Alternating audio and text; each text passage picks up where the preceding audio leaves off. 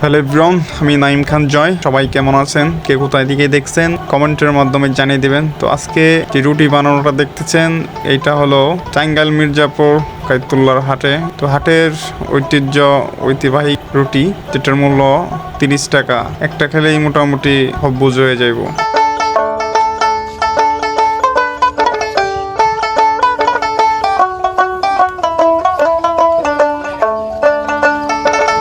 যেহেতু আমি তেল ছাড়া খাই, তো এই জন্য কালারটা মোটামুটি ভালোই হয়েছে।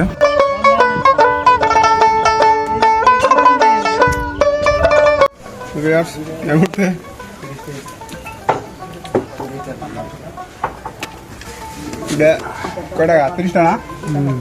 30টা রুটি, তাহলে এই যে চাউল খেতে খুব অবস্থা ভালো ভালো।